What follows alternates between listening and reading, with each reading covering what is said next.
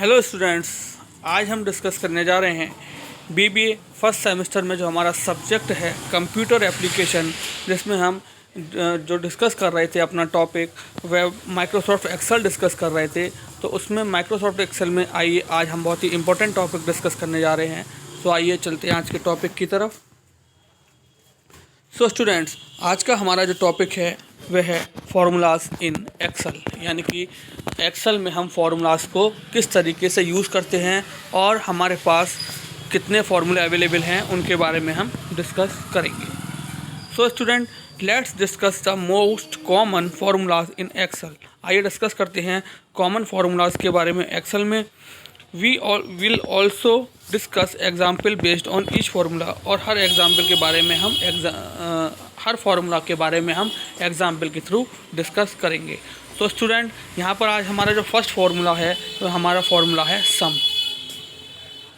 तो सम का मतलब आप लोग समझ ही रहे होंगे, यहाँ पे हम सम को जो है वह एडिशन पर्पस के लिए यूज़ करेंगे। सो आइए डिस्कस करते हैं सम फार्मूला के बारे में। The sum function is used as the addition function, यानी कि सम फंक्शन जो है हमारे पास वह हम एडिशन फंक्शन की तरह यूज़ करते हैं। It is used to add two or more then two numbers, यानी कि इसकी हेल्प से हम दो या दो से ज़्यादा नंबर्स को ऐड कर सकते हैं। The addition using Excel is quicker as compare to the calculator. अगर हम बात करें एक्सेल में तो हम सम फंक्शन की हेल्प से कैलकुलेटर से भी तेज़ अपनी कैलकुलेशन को परफॉर्म कैलकुलेशन के थ्रू हम एडिशन को परफॉर्म कर सकते हैं। We can add hundreds or thousands or more numbers easily using the sum function. हम sum function की हेल्प से 100 या 1000 या फिर उससे भी ज़्यादा नंबर्स को इजीली ऐड कर सकते हैं। यानी कि हम सम फंक्शंस की हेल्प से एक वास्ट कलेक्शन को, यानी कि एक ह्यूज कलेक्शन को हम इजीली ऐड कर सकते हैं। Consider the below steps to find the sum. अब यहाँ पर कुछ स्टेप्स हैं जिनके थ्रू हम जानेंगे कि हम सम फंक्शन के थ्रू एडिशन किस तरीके से परफॉर्म करते हैं। Click on any cell outside the given table, यानी कि हम किसी भी सेल पर क्लिक करेंगे अपनी टेबल से बाहर। Drag the mouse on the formula बार। उसके बाद स्टूडेंट देखा आपने, जिसका हमने बताया था आपको कि टूल बार में हमारे पास जो होता है, drag the mouse on the formula बार, हमें पता होना चाहिए कि टूल बार के अंदर हमारा फार्मूला बार अवेलेबल होता है। एंड टाइप द सम, और हम वहाँ पर टाइप करेंगे इक्वल टू लगाकर सम को। तो उसके अंदर आप देख रहे होंगे हमने C5 से लेकर C7 तक के सेल्स जो है उनकी रेंज को सेलेक्ट कर लिया। उसके बाद हमने एक पर्टिकुलर सेपरेट सेल वहाँ पर सेलेक्ट किया C9 और C11।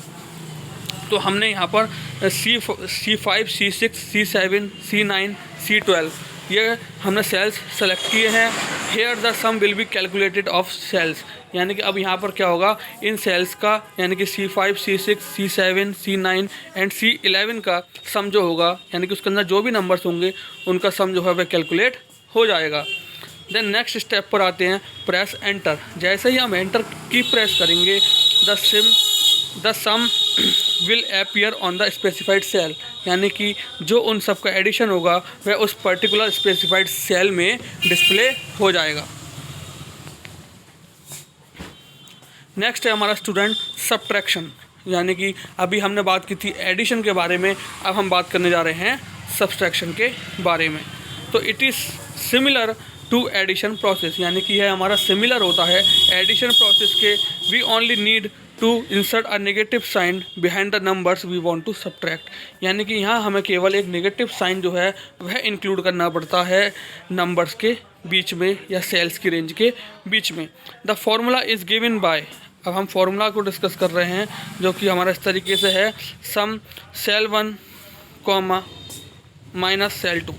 ठीक है, इस तरीके से सेल 1 में से सेल 2 का डेटा जो होगा उसको सब्ट्रैक्ट कर देगा। अब यहाँ पर एग्जाम्पल के थ्रू बताया गया है स्टेप्स को कि हम click on the first cell of the difference column, यानी कि हम जो है फर्स्ट सेल पर क्लिक करेंगे डिफरेंस कॉलम के अंदर। देन नेक्स्ट पॉइंट पर मूव करते हैं, drag the mouse on the formula bar and type. उसके बाद हम फार्मूला बार पर जाएंगे और वहाँ पर टाइप करेंगे इक्वल टू लगाकर फार्मूला सम D3 कॉमा माइनस C3, यानी कि हम D3 में कॉलम में से C3 कॉलम माइनस कर रहे हैं। तो the value of cell C3 will be subtracted from the value given in D3 cell, यानी कि C3 जो है वह सब्ट्रैक्ट हो जाएगा जो D3 सेल में वैल्यू दी गई है उससे। देन थर्ड स्टेप पर मूव करते हैं, प्रेस एंटर। हम जैसे ही एंटर की को प्रेस करेंगे the difference between two specified cells will appear, तो उन दोनों का जो सबसेक्शन होगा स्टूडेंट्स वो वहाँ पर अपीयर हो जाएगा। तो इस तरीके से हम जो है वह अपना सबसेक्शंस को हम सबसेक्शन के ऑपरेशन को हम परफॉर्म करते हैं। नेक्स्ट है हमारा formula student multiplication and division, यानी कि मल्टीप्लिकेशन और डिवीज़न को हम किस तरीके से परफॉर्म करते हैं माइक्रोसॉफ्ट एक्सेल में, तो आइए जानते हैं। A particular name does not specify this formula, यानी कि यह जो हम बात कर रहे हैं यहाँ पर हमारा कोई फार्मूला स्पेसिफाई नहीं होता, यानी कि इसके लिए कोई स्पेसिफिक फार्मूला नहीं होता। We can directly use the multiplication and division symbol, तो हम यहाँ पर क्या करते हैं डायरेक्टली मल्टीप्लिकेशन और डिवीज़न सिंबल का यूज़ करते हैं between the two numbers to compute, दो नंबर्स के बीच में कैलकुलेट करने के लिए मल्टीप्लिकेशन और डिवीज़न को। कंसीडर द बिलो स्टेप्स, अब यहाँ पर भी हमारे कुछ स्टेप्स हैं जिनकी हेल्प से हम मल्टीप्लिकेशन एंड डिवीज़न का ऑपरेशन परफॉर्म करते हैं। Click on the first cell of the multiplication column, अब हमने क्या करना है मल्टीप्लिकेशन कॉलम के फर्स्ट सेल पर हमें क्लिक करना है। Then drag the mouse on the formula bar and type equal to C3 into D3। अब हम क्या करना है फार्मूला बार पर जाकर वहाँ पर टाइप करना है हमें इक्वल टू लगाकर C3 कॉलम को हम मल्टीप्लाई कर रहे हैं D3 कॉलम से। Click on the bottom right corner of that block and drag to the last cell of the multiplication column. अब क्या होगा, सपोज़ कीजिए हमारे पास 10 रोज़ हैं जिसमें हमें डेटा मल्टीप्लाई करना है, तो हम क्या करेंगे फर्स्ट कॉलम पर हम फर्स्ट सेल पर हम क्लिक करके उसमें फार्मूला बार की हेल्प से फार्मूला इंसर्ट करके हम वहाँ पर कॉर्नर में हमारा एक कॉर्नर की हेल्प से हम स्ट्रेच करेंगे उसको और 10th कॉलम तक ले जाएंगे, यानी कि हमारा 1 to 10th कॉलम पर जो फार्मूला होगा हमारा वह अप्लाई हो जाएगा और हमें 10 रोज तक का हमारा जो मल्टीप्लिकेशन है वह डिस्प्ले हो जाएगा। Press enter, the result will appear on all the specified cells of the column, और हम जैसे ही एंटर की प्रेस करेंगे तो रिज़ल्ट जो होगा वह हमें अपीयर हो जाएगा on all the specified cells of the column, यानी कि जो भी हमारे स्पेसिफाइड सेल्स होंगे कॉलम के अंदर उनमें हमारा मल्टीप्लिकेशन जो होगा स्टूडेंट्स वह डिस्प्ले हो जाएगा। सो स्टूडेंट आइए हम डिस्कस करते हैं आज कि हमने आज अपने इस लेक्चर में जो पढ़ा उसके बारे में। सो स्टूडेंट्स आज हमने पढ़ा फार्मूलाज इन एक्सेल के बारे में कि हम जो फार्मूलाज यूज़ करते हैं कॉमन फार्मूलाज एक्सेल के अंदर। तो हमारा फर्स्ट कॉमन फार्मूला था स्टूडेंट सम, जिसकी हेल्प से हम एडिशन का ऑपरेशन परफॉर्म करते हैं। इसके मतलब इस सम फार्मूला की हेल्प से हम कैलकुलेटर से भी तेज़ कैलकुलेशंस को परफॉर्म कर सकते हैं, और इसकी हेल्प से हम 100 या 1000 या हम कह सके तो हम बहुत वास्ट डेटा को यानी कि वास्ट ह्यूज डेटा को हम फास्टली ऐड कर सकते हैं सम फंक्शन की हेल्प से। यहाँ पे एक एग्जांपल के थ्रू समझाया गया है कि हम किस तरीके से अपने टेबल के बाहर किसी भी सेल पर क्लिक करते हैं और वहाँ पर फॉर्मूला बार पर जाकर हम सम फंक्शन लगा देते हैं इक्वल टू लगाकर, और सेल और ब्रैकेट्स जो होती हैं उसमें सेल की रेंज को ले लेते हैं। जैसे कि यहाँ पर C5, C6, C7, C9 और C11 लिया गया है एडिशन के लिए, और फिर जैसे ही हम स्टूडेंट्स वहाँ पर एंटर की को प्रेस करते हैं तो इन पर्टिकुलर सेल्स में जो नंबर होता है उनका एडिशन यहाँ पर डिस्प्ले हो जाता है। उसके बाद स्टूडेंट हम बात करने आ रहे हैं सब्ट्रैक्शन के बारे में। सब्ट्रैक्शन की बात करें तो ये हमारा सिमिलर होता है एडिशन की तरह, बस इसमें क्या होता है कि फॉर्मूला फंक्शन हमारा सेम रहता है, फंक्शन नेम हमारा सेम रहता है, बस हमें यहाँ नंबर्स के बीच में माइनस का साइन लगाना होता है।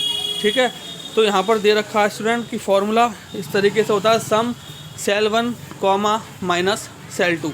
ठीक है, तो हम इस तरीके से फार्मूला अपना लिख देंगे और सेल्स की रेंज के साथ। तो आइए एक एग्जांपल के थ्रू इसको समझते हैं। यहाँ पर हम फर्स्ट सेल पर डिफरेंस कॉलम के क्लिक करेंगे और अपने माउस को ड्रैग करेंगे फार्मूला बार पर, और हम वहाँ पर फार्मूला लिखेंगे इक्वल टू लगाकर सम ब्रैकेट में D3 कॉमा माइनस C3, यानी कि जो वैल्यू होगी C3 की वह D3 से माइनस हो जाएगी, यानी कि सब्ट्रैक्ट हो जाएगी।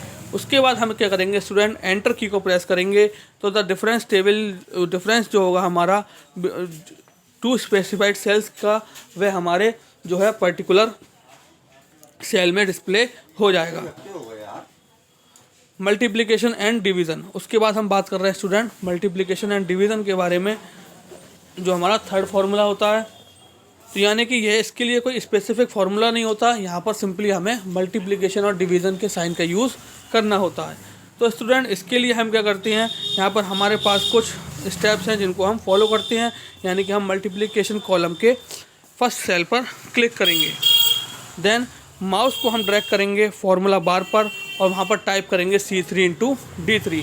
और हम क्या करेंगे, हम बॉटम राइट कॉर्नर जो होगा हमारा जिस मल्टीप्लिकेशन कॉलम का, उसको हम लास्ट सेल तक ड्रैग कर देंगे, क्योंकि इससे हमारा लास्ट सेल तक जो मल्टीप्लिकेशन का फार्मूला है वो पर्टिकुलर सेल्स में अप्लाई हो जाएगा, जिसकी हेल्प से हम उन पर्टिकुलर सेल्स में, यानी कि मान लीजिए हमने 10th कॉलम तक अपना सेलेक्ट कर दिया, तो 10th रो तक का जो डेटा होगा वह हमारा उसमें मल्टीप्लिकेशन होकर शो हो जाएगा। देन प्रेस एंटर, और उसके बाद स्टूडेंट जैसे ही हम एंटर की प्रेस करेंगे तो the result will appear on the specified cells of the column. तो हमारा उन पर्टिकुलर सेल्स में जो मल्टीप्लिकेशन है वह डिस्प्ले हो जाएगा, जो जितने भी सेल्स में हमने उसको अप्लाई किया था। तो इस तरीके से स्टूडेंट मल्टीप्लिकेशन का और डिवीज़न का, इसी तरीके से स्टूडेंट हम डिवीज़न का फार्मूला भी लगा सकते हैं। सेम हम एक कॉलम पर सिलेक्ट करेंगे आउटसाइड द टेबल, देन वहाँ पर हम डिवीज़न का साइन लगा देंगे और हम फिर वही चीज़ करेंगे, बॉटम राइट कॉर्नर को लेके लास्ट कॉर्नर तक उसको ड्रैग कर देंगे, जिससे कि हमारा लास्ट सेल तक मल्टीप्लिकेशन जो वो डिवीज़न जो है वह अप्लाई हो जाएगा। और फिर हम जैसे ही एंटर की प्रेस करेंगे तो उन पर्टिकुलर कॉलम्स का जो डिवीज़न होगा वो आपके सामने डिस्प्ले हो जाएगा। तो स्टूडेंट आई होप आज का लेक्चर आपको अच्छे से समझ में आया होगा। सो आज के लिए thank you very much, have a nice day.